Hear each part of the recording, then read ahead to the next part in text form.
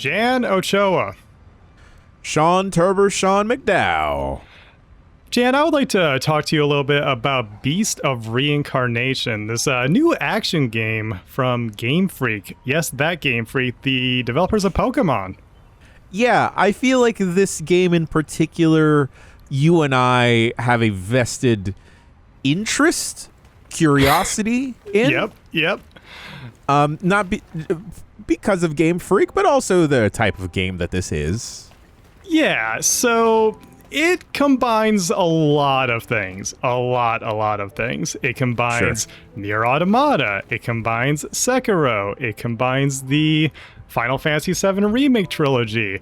But if you can't tell, the character looks suspiciously like Eve from Stellar Blade. It's combining a lot of things here, which is ironic because, Game Freak, usually people are ripping off Pokemon, and in this case it's the opposite way around. But yeah, Game Freak's done this for a long time. They definitely are inspired by various things. Like I have a review out on giantbomb.com that people can read if they want my full thoughts. I mentioned in it that Dragon Quest V was a huge inspiration for Pokemon, for example. Yes, so yeah, of course, definitely.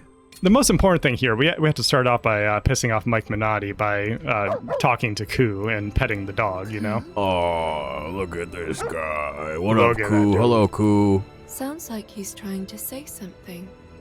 It sounds like you don't have much to say, Emma. Why not try and speak to him then? So yeah, we talked about this beforehand, Jan, and not in love with the voice acting. I think the voice direction was maybe for the characters to be a little dry. And you mentioned that apparently Emma's voice actor is just 2B's voice actor in the Japanese dub. Yes, in the Japanese dub. When I went to the preview event a while ago now, I enjoyed the Japanese voice acting because that's what was highlighted or suggested to check out. Hearing the English voice acting now does leave a little bit more to be desired.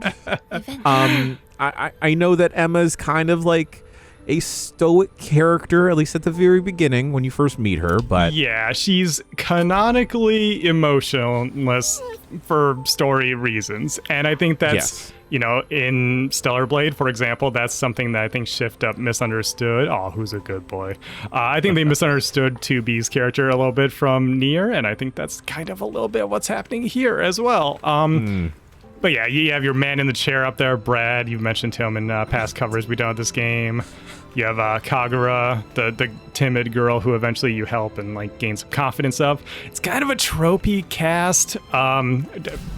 Like the biggest thing that I can say that develops in an interesting way is Emma and Koo's relationship. These two eventually become a pretty fun duo, and they have some cute moments together. Yeah, I mean, we'll probably see the combat in just a couple seconds, but how have you found the combat the further you get into the game with interacting and using Koo at the same time as Emma, and like with where the skill tree and I guess the skill roots go? Right, so yeah, that is the core of things here, and the thing that took the game from, I think, feeling kind of mediocre to eventually, I warmed up on it a little bit, not like a ton. I'm not completely in love with this game, but if I go to this totally not a bonfire, don't call it a bonfire here, and then go to, we have level up attributes, so as you take out enemies, you earn experience, you get points to level up these three things. Strength, vitality, and fluorescence on Emma, and then the same thing on Koo. You actually level up each of them independently, and they get their own points. But then if you go over to the skill tree there, it's a literal skill tree, by the way. And this is what you were mentioning with like the skill roots and then the branches of the skill tree. So you can see down here, there's a lot of things to be unlocked over the course of the game. Yeah. I think it's maybe to the game's detriment because so much of the game is locked behind this skill tree, including, for example, like Helm Splitter. I feel like this is a pretty basic move, like just a ground slam to be locked, like a third of the way down this branch, right? Yeah, and then Koo has his own version of the skill tree, but the skill point pool is shared between them. So Right. you're a little slow to getting to some of the more interesting abilities down here that open up the game. Because by default, what Emma does is she swings her sword, she guards, and if you tap guard, she'll parry attacks if you land the timing right. And then, like you mentioned, Ku has abilities. We'll get to that in a second once I actually get into combat. When I press Y, it goes into like FF7 remake style slow-mo, and you can issue commands to him that will help out Emma in various ways, such as healing, getting damage on the board, stuff like that. So let's go find some enemies to take out so I can actually show off that combat system. Oh, I love this. Like the hover jump. I've in my time with the preview, I'm sure. I wound up really enjoying the mobility, surprisingly. Yeah, and I can show that off more here. I'll show off first that we have some stealth here. I'm trying to see if this counts as long grass. I don't think so. But you can choose to stealthily start an encounter. Look up at the sky, Emma. Execute to get a free kill. It's forbidden. Or, let's see. So they Can we get on actually top teach of the kids that out that? here too. It did feel right. oddly selective Not a as to living soul where in the and what world you could is allowed hair to look grapple up at the to. sky. Yeah. No one can see what's up Yeah, there. I'll show that off in a second here because it is fun. I think it's also very That Sekiro. moon has hung Yes. heavy since time immemorial. Now, Shawn, how did you find the pairing? Because I feel like for me, it took a second to nail the timing of it. Yeah, I think And it's more generous than I was expecting, but it also did take me a second to get the exact timing down. I think that's more on account of me Never mind. being more into character action games and action RPGs than Souls-likes. I don't know if you're the same way. Like lightly in between both camps. Okay, gotcha. Yeah. So yeah, this is kind of what we were talking about there, where Emma's hair vine stuff can be used to extend a bridge to cross gaps, and then when that blue point pops up, you know, we get one on the end of this, we get one on various geometry and stuff. She can grapple to it. Again, feels very Sekiro. Yes. Yeah. It does feel good when you nail it down and kind of start to anticipate what Remember, Emma, objects you can you're the normally sealer. grapple onto. you absorb Right. the look in doing so. And then like that Even the hair contour. bridge you can kind of extend from wherever. Yeah, If you're that's on really like cool. a point.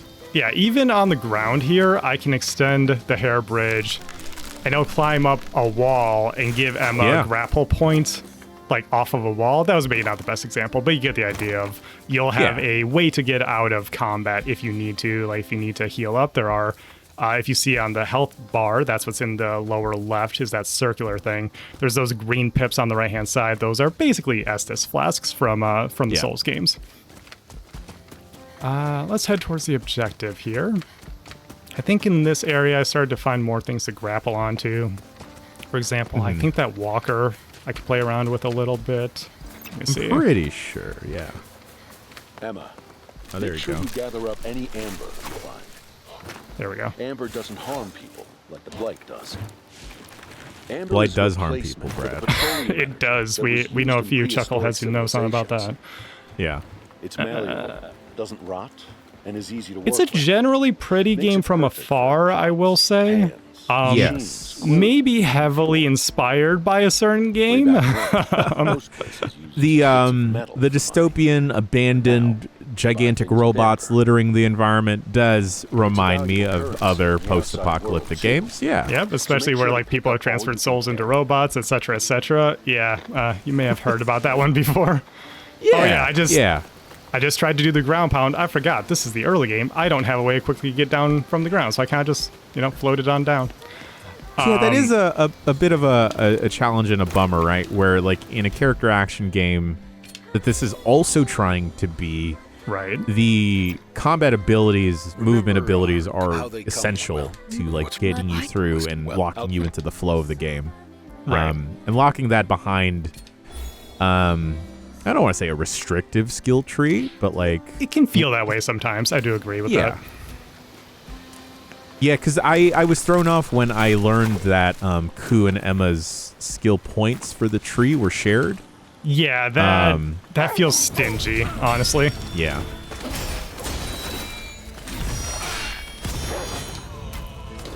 Okay, there we now go. lethal Poof. hit for getting a stagger on this one. Oh, crap. The enemies, at least in the early game, they do hit hard, which I was surprised by. And that's why I think the game has a very different feel in the beginning of the game versus the late game. I do mention that in the review as well. Oh, hang on. Where are you? Oh, well, cool. I think that one may have just called for help. But I do mention that in the beginning of the game, it feels very Souls-like. Sure, But yeah. then by the end, once you have a bunch of abilities to use, it feels like Devil May Cry. It feels like an action RPG. I'm not Interesting. going to get all that stuff. It like completely changes how the game feels, and will even there we go. Even changes how difficult the game is, because once you get, as you saw, abilities can be pretty powerful. Yeah. Just the vibe completely changes. Sure. It kind of like I didn't necessarily mesh too much with the early hours of Stellar Blade versus like the latter half of it, where after your recommendation of like the combat opening up, it did really open up where it felt fairly different. Yeah. And did feel more akin to a Devil May Cry. Yeah, same thing here where it takes a minute to get going. Do I need to be up there? I think I do need to be up there. But this is a general idea of the beginning of the game. Like I mentioned, we're going to hop around a little bit here. Sure. So, Jan, I'm going to return to the title screen here so that way I can All right. load a different save file. Because people have an idea of what the early game combat is like and why I kind of have some gripes with it. But let's fast forward a little bit. And yes, you did see there's a new game plus after you finish the game. Okay. Let me go down to, I believe it's this one that I want to show off. This is my favorite thing about preparing for a quick look along with coverage is just having like a cavalcade of save files every 30 minutes to an hour. Yeah, I had to constantly make sure I wasn't overwriting the ones that I wanted to show off here on the video. Let me see. Yes, this is right. I do remember because I had to restart here a couple times because, like I said, in the early game, very Souls-like, very punishing. This boss took me a few tries. But this is one of the Nushi. I guess I didn't ask, is this what you played when you previewed, Jan? Yes, yeah. I started from the very beginning of the game. Okay. I met this boss, yes. Gotcha. Yeah, this was surprisingly a little bit more challenging than I was anticipating. And I don't think at this point they necessarily teach you about the dodge mechanic as well. Like, they definitely show you the parry mechanic.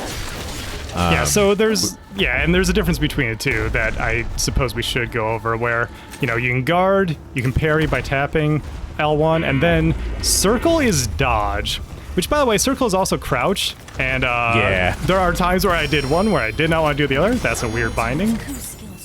But I'm gonna need a little bit of healing there, so let me heal up. When you nail the quick time event, you get a little bit of healing. And then that stagger meter on the bottom, you can, when it's full, or at least when there's multiple pips on it, you can enter like a Bayonetta witch time kind of thing, slow time down. And I think that's an interesting way to use the stagger gauge, the entanglement gauge as they call it. Right. Because it's both a resource that you need to make sure is full so that you don't get staggered. It's also being used for abilities. Like, all of Emma's really powerful moves use pips of that. So I think it's an interesting way to approach that.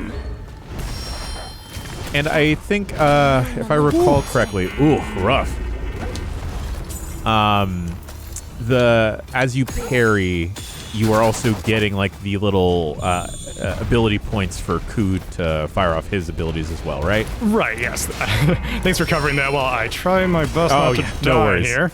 Every time you parry an attack, I actually didn't notice if my gain is high enough in this early game, but at least in the late game, every time you parry an attack, you get like basically 1 pip of entanglement gauge, and also 1 point for Ku. I don't even see the 1 point for Ku filling up when I do a successful parry there.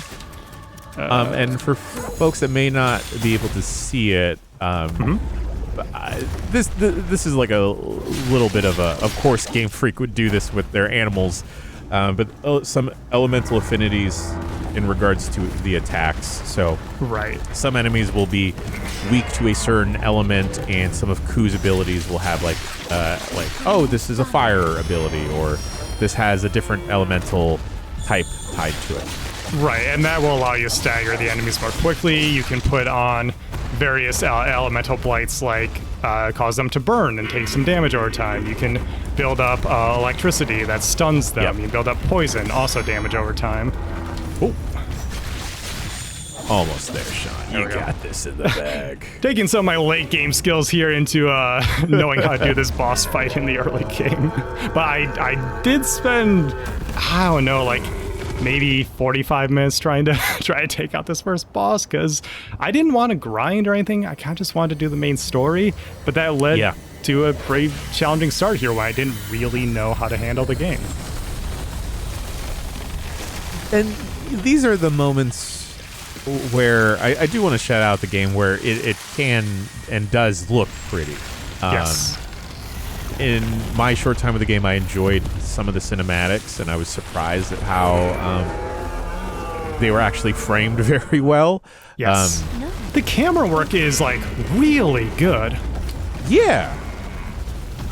But also, yeah, these designs are rather pretty. I will say about the Nushi, unfortunately, they start to blur together, where it's just, oh, I guess you're ox-shaped and the last one was deer-shaped. But otherwise, they do eventually kind of just look like blobs of trees and flowers, which is a little unfortunate. Oh. Yeah. Oh, boy.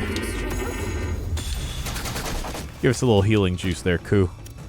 Oh, Ku, fast Ku. Who knows what Thank it's you. capable of now. Keep an eye out for any new tricks. Yeah, I'm curious as to, like, the audience that is going to pick this up, because your normal Game Freak audience, probably not. No.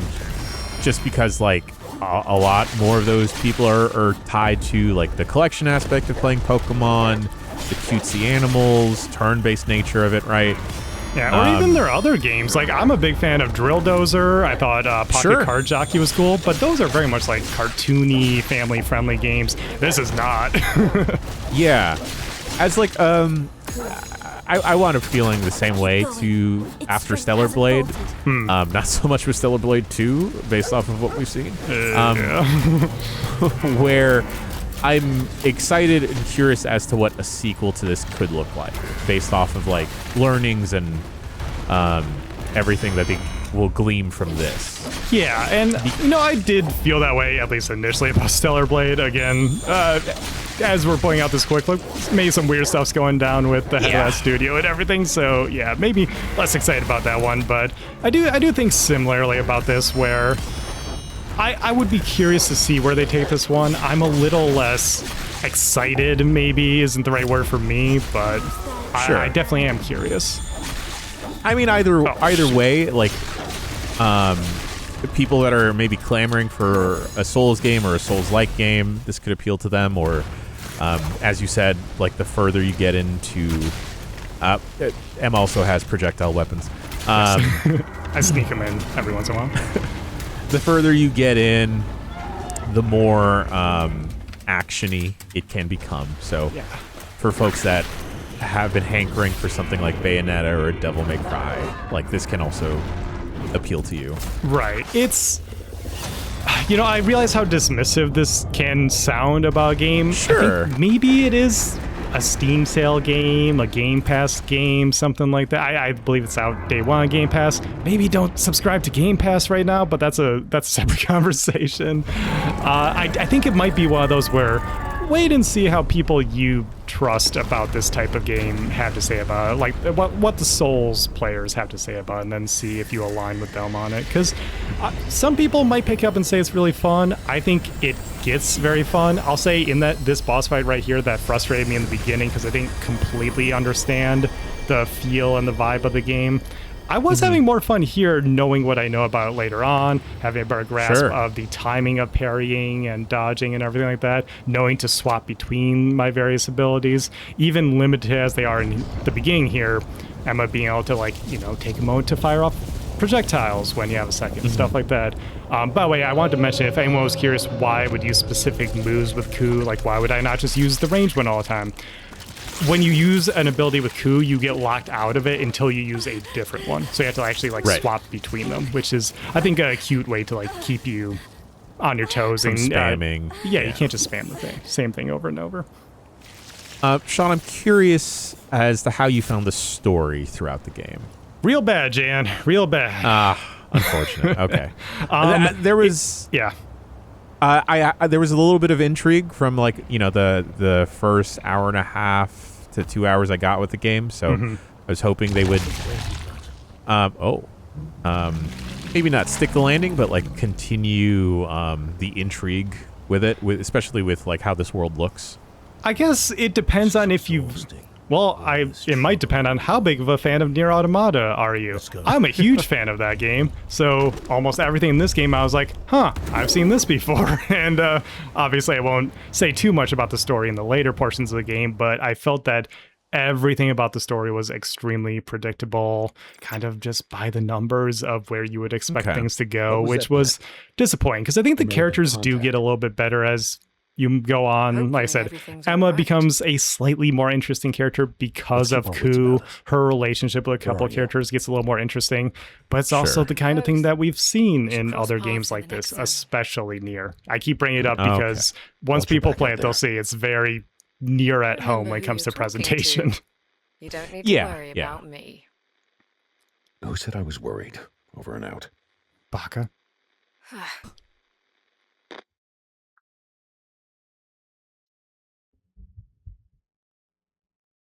Oh, it's just loading. Don't you worry. Yeah, man.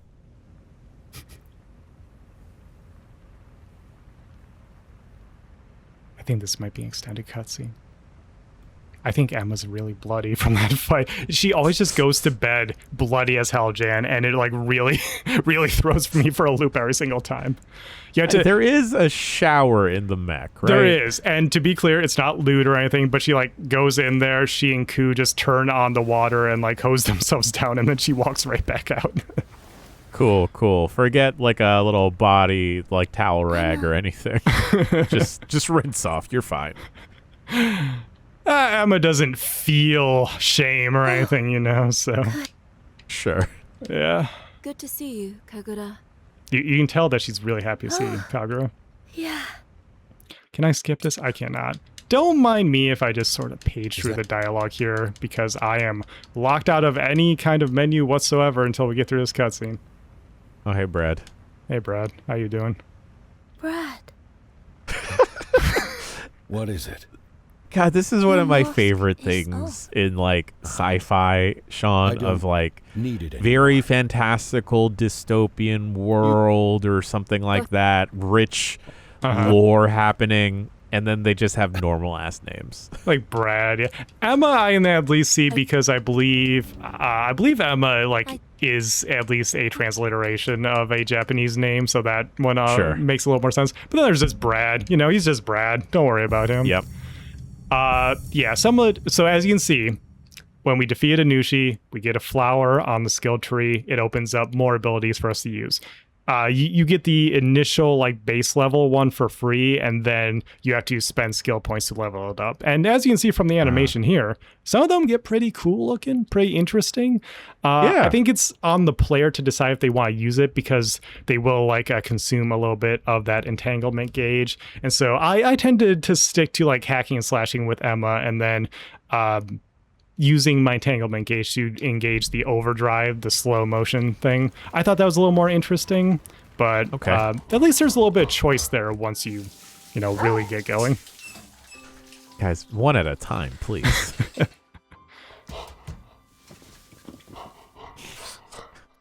Ku's just the best character in the game, straight up. 100%. All right, and then I did want to jump ahead one more time just to show people. Just to show people, like, I would say like a third-ish of the way through the game, how once you get more abilities, it does feel like it opens up a little bit more. And in particular, I focused on getting abilities for Ku, because that's how I want to play. And I think that the game does eventually give you the option of speccing into a variety of builds to sort of have the Emma and Ku that you want. Okay. So we won't dwell on this too long, especially if people want to play for themselves and see where things go. But let's just jump ahead a little bit here. I will say you can see that I am a solid 8 hours further into the game. They say the zone here. Environment hasn't changed a ton. Okay. Early in the game, you do go to like a subterranean, like mining area, which shifts up the look a little bit, but Still haven't pinpointed its exact location. okay, cool that it's more overgrown stuff. Yeah, and, you know, like Nier Automata, again, the biggest inspiration was very gray, brown with splashes of green, and this one is more like overgrown by nature, so you get a lot more green, but you do get a lot of those earth tones, and it's all kind of just ruined city stuff all the way through. You don't get a ton of variety in environments. Okay. Oh. Yes? I've had nightmares like this. Sleep paralysis demon. But they're all saying Minati. I had one the other night where this sleep paralysis demon was trying to tell me about the nipple DLC in the Saboteur. It was really weird. Yeah, it's very odd. I also had that dream. I had that dream about 1 million times on social media. Go find that and like it now, if you're watching. Okay, so yeah, if you focus too much on one enemy, you will get a slash from the other side. I was curious as to, like, because in the early game at least, they don't dump you into, like, gigantic combat situations, so I was curious if it ever does, like, open up to, like, oh, here's, like, 10 enemies that you're fighting. I think okay, so the thing is you can draw aggro for several groups of enemies. The most I ever got, though, was, I think 7 is like 7 actual active enemies attacking me. Well. Didn't necessarily want to talk to this person, but I am forced into a conversation with them. Another kind of annoying thing about the presentation. Mikoto, I'm sorry, dog. I got a video to record. We'll get back to you later. By the time people are watching this, the game is out. Review should be out. Yes. I believe this should just be $60 for the standard edition. At least that's what it says on Steam right now, as per this recording. And Shawn, let me tell you, it feels insane to think of like, oh, $60, not bad. Yeah, that's a nice discount from where we've been lately. Oh no. Oh no. Oh no, it's happening. They did it. Okay, so let's see. So these guys are weak to the bloom, so I'm gonna do the bloom with Ku. Nice. And completely stagger multiple of them, so I can get... Oh. I can get the lethals off. Very well animated, I think. Yeah.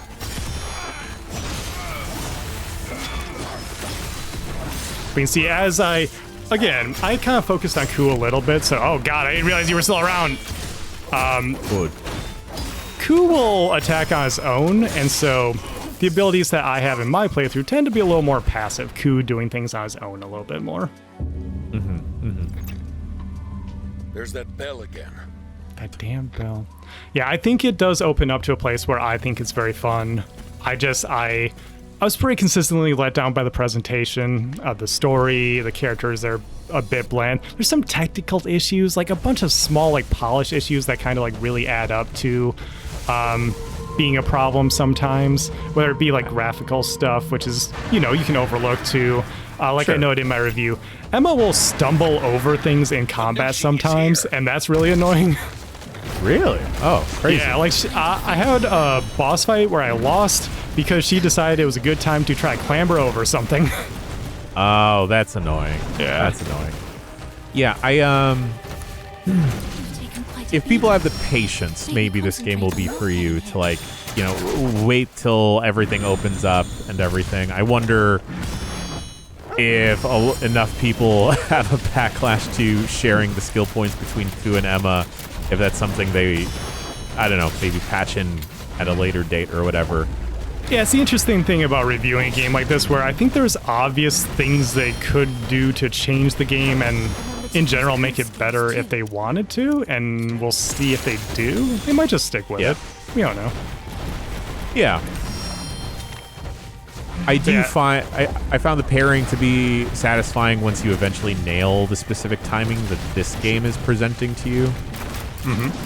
And like we mentioned, I dug the movement abilities, and there's some light traversal. There is some exploration through these open zones. Let's do the binding. There you go. You stay there. But you notice how, like, the parrying pattern is kind of the same as the deer that we fought several hours before? I was gonna say, like, you're just waiting for it to shoot at you, and then swing at you. Like there. Yep. Okay. But as you can see, my entanglement gauge is a lot longer because I chose to spec into it. That gives me a choice to play in a style of get in, get out, which is kind of what I like to do. Yeah. So even if the bosses themselves are a bit samey, the way you wail on them can change, which that's where I found my fun with the game. Sure. Okay. Oh, God.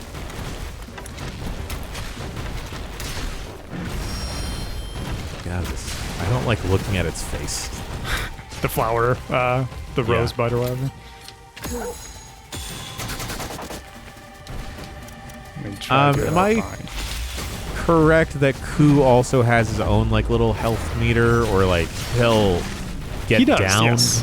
Okay, yeah. Yeah, he'll be down after. No, I never thought about it too much. I don't think it actually shows his health anywhere, does it? Yeah, I don't remember it, but like I definitely remember like with that first Nushi boss fight, Ku took a beating, and then like I don't remember if he disappeared or what had happened. When he goes down, Emma just has to take a second to use a like revival potion on him. Okay. So it's not too bad. He'll get back into the fight, but oh shoot. Do I have other ammo? I do not have other ammo yet. You get other ammo for your ranged weapons if you run out of the main one.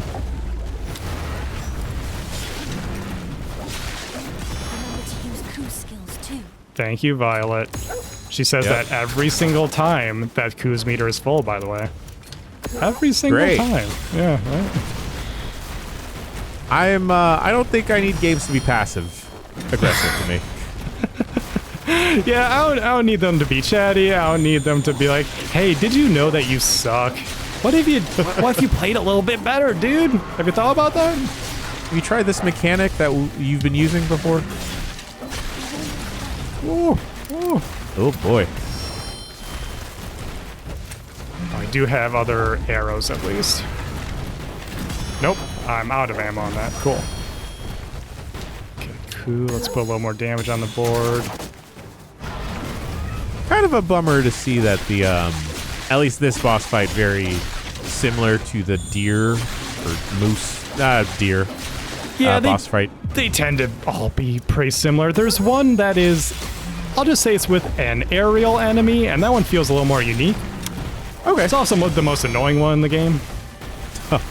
Because if you couldn't tell, Jan, at least the way I have respect, Emma's not a very mid-air centric character. Yeah, I was gonna say I think I was jumping around a bit more with how I had spec'd Emma in my short time with the game. Yeah, I think to be fair, like I spec'd into the entanglement gauge and combos and stuff like that. So at least for me, I got what I wanted out of the combat, but also meant that in other instances I would be less equipped. And I think that was a choice that I made rather than a shortcoming of the game, and I just had to like. I had to get good at some of the fights that were more air-based. Yeah, so at least it seems like there may be the potential depth there to spec the game out to your preferred playstyle. Exactly. And that's, like I mentioned, that's where I found my fun. I think where we can wrap things up is that eventually the game gets very fun to play when you start wailing on things and cool stuff happens. But it also happens in a very like Devil May Cry, Bayonetta kind of way where it becomes kind of a power fantasy that gets pretty easy, but just fun to do, especially when you have like cool mobility options like this. You can do some of the stealth stuff like killing from above and whatnot to take enemies out. I remember a specific example where there was a camp of enemies and I was able to stealthily take one out. One didn't notice I could stealth kill another, and then I would like get back to the roof and then fire some arrows down onto the flying enemies. And then by that point, I had begun the encounter. Yeah. So my entanglement gauge started to grow, and so that once I got in there and started parrying all the little jobbers, I could then take out the boss using some of my bigger skills and a little bit of entanglement overdrive. Once you get into that, I think the game gets kind of easy, but also pretty fun. So Yeah. it's a weird game. It's a very weird game. It's a very lifting from other games and not always hitting the mark. But I'm curious to see what everyone else thinks about once they get their hands on it, Jan. Yeah, I'm also curious to see what Game Freak has cooking up after this. I do think this is fairly impressive, and I don't mean for this to sound reductive.